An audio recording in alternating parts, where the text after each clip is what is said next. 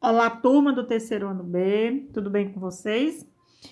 Hoje, uma quinta-feira, nós iremos trabalhar o componente curricular de História. Então, vamos lá, organize o material de vocês, encontre o local adequado para os estudos, para que tenha um bom proveito da aula de hoje. E hoje iremos trabalhar o capítulo 4 do livro de História. Capítulo 4 fala do campo para a cidade, as fábricas e os operários. Então, hoje, uma quinta-feira, dia 17 de nove de 2020, estamos trabalhando a lavoura e a fábrica. Da lavoura à fábrica. Estima-se que entre os anos de 1887 e 1930, cerca de 3,8 milhões de estrangeiros chegaram ao Brasil. A maior parte deles se estabeleceu no sul e no sudeste do país, compondo a mão de obra de fazendas de café. As condições precárias do trabalho no campo, as crises na produção do café e o crescimento urbano estimularam o deslocamento dos imigrantes para as cidades. Aí abaixo nós temos uma foto na página 94, onde mostra uma colheita de café em uma fazenda no estado de São Paulo, na época de 1910. Então, com a diminuição da produção cafeeira, grande parte do lucro obtido com a exportação do produto foi investida na criação de indústria no Brasil. A produção de alimentos, fios, tecido e outros produtos do cotidiano passou a ser nova fonte de riqueza para muitos fazendeiros, comerciantes e empresários. Aí na imagem abaixo nós temos os imigrantes italianos trabalhando na fábrica de caixas de papelão de tipografia. Isso aconteceu no município de Juiz de Fora, no estado de Minas Gerais, em 1925. Entre os milhares de imigrantes que buscavam trabalho nas cidades, havia aqueles que exerciam profissões como sapateiros, pedreiros e marceneiros. Muitos, porém, se tornaram operários nas fábricas recém-criadas. Na cidade de São Paulo, por volta de 1990, o número de estrangeiros era maior que o número de nativos, ou seja, aquelas pessoas, tinha mais gente aqui no Brasil, de fora, estrangeiro de outros países, do que os mesmos brasileiros. E na indústria, a maior parte dos operários era de origem europeia. E em 1912, 60% dos operários da indústria têxtil era de origem italiana. Então, de acordo com essa leitura, nós iremos agora resolver as questões na página 95, que diz o seguinte: questão 1. Quais foram os principais motivos que estimularam a mudança dos imigrantes no campo para a cidade? Na questão 2. Atualmente, quais são os maiores fluxos de imigração no Brasil e no mundo?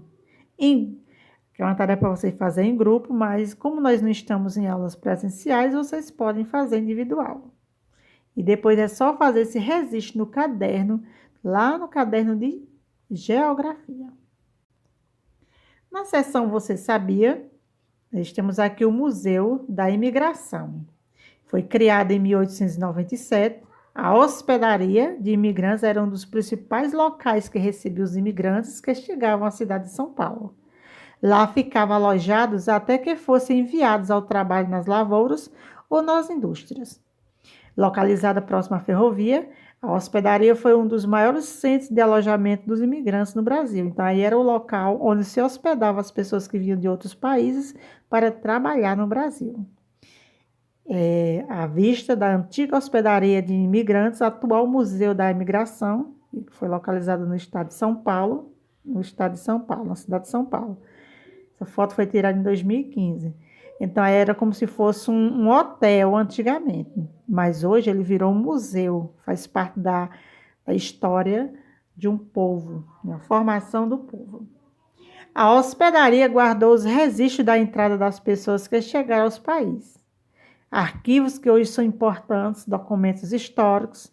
Atualmente, o local abriga o Museu da Imigração, que dispõe também de um importante acervo digital sobre os fluxos da imigração. Então, nesse museu é guardado muitas histórias que contam daquela época. E aqui ao lado nós temos a imagem de um passaporte italiano, do italiano Afonso Grilli, que imigrou para o Brasil em 1909. Então, aqui é uma grande fonte histórica que retrata a vida daquele povo, daquela época.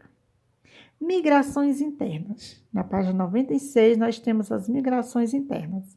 Apesar do aumento do número de fábricas das grandes cidades, há cerca de 100 anos, a maior parte da população brasileira ela trabalhava na agricultura, que era então a principal atividade econômica do país.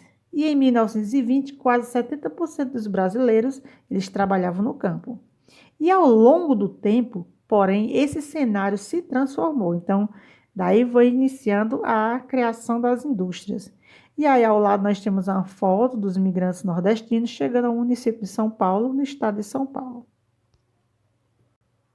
Muitas das novas oportunidades do trabalho, dos modos de vida que surgiram, estavam ligadas à industrialização e à urbanização, que ocorria em ritmo acelerado.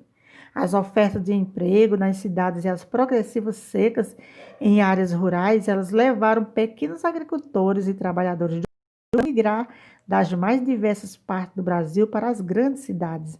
Isso tudo à procura de emprego. Em especial as regiões sudeste, como São Paulo e Rio de Janeiro. E o número de imigrantes estrangeiros diminuía, mas as migrações internas, ou seja, que acontecia dentro do próprio país, de brasileiro mudando para a cidade, cresciam.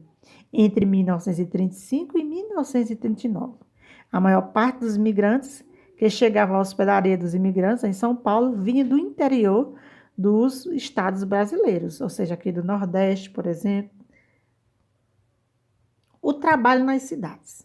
Além do trabalho na indústria, o comércio e a prestação de serviços também cresceram, representando a possibilidade de trabalho aos que chegavam. E muitos imigrantes encontraram emprego em lojas e em serviços urbanos, trabalhando como vendedores, construtores, eletricistas, mecânicos, cozinheiros, motoristas, costureiras, lavadeiras, entregadores, artesãos e outras funções. E agora nós temos um texto que nós iremos fazer a leitura dele para responder as questões seguintes. A viagem de Arthur. Vilarejo de Caém, município de Jacobina, interior da Bahia, dezembro de 1947. Ansioso, Arthur despede-se da família e deixa para trás a casa e o sítio onde vivera seus primeiros 17 anos. O rapaz cheio de esperanças de uma vida melhor e com aquele sonho de estudar na cabeça.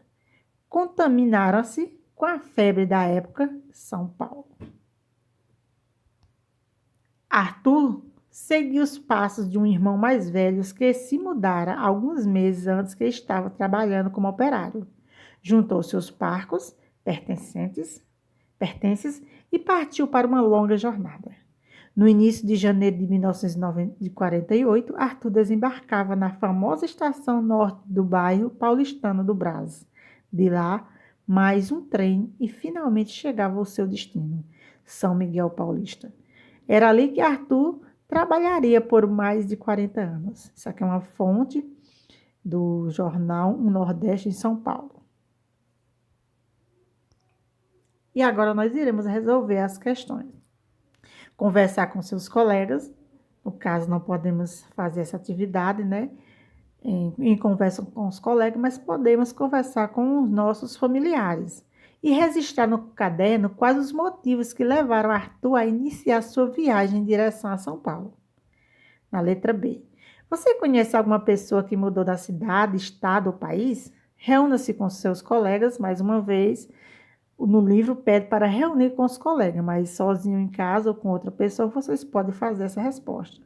Então, vocês podem ver qual o nome dessa pessoa, o local de origem, quais foram os motivos que fizeram ele mudar. Na letra C, registrem as respostas no caderno e escrevam um pequeno texto contando a história dessa pessoa.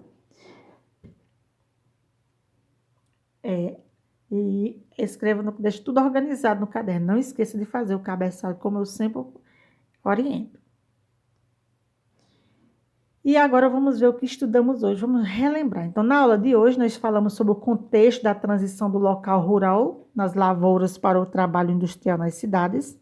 Nós falamos sobre a diferença entre imigrantes e migrantes e sua convergência para os centros urbanos na primeira metade do século XX. E também falamos sobre as condições de vida e de trabalho dos operários. Para resolver essa atividade, se tiver alguma dificuldade, pode entrar em contato comigo, ou então fazer mais uma leitura, ou então ainda ouvir a videoaula. Nossa aula fica por aqui. Até a próxima aula e fique em casa, se possível. Se sair, use máscara. Um grande abraço da professora Marlene Feitosa.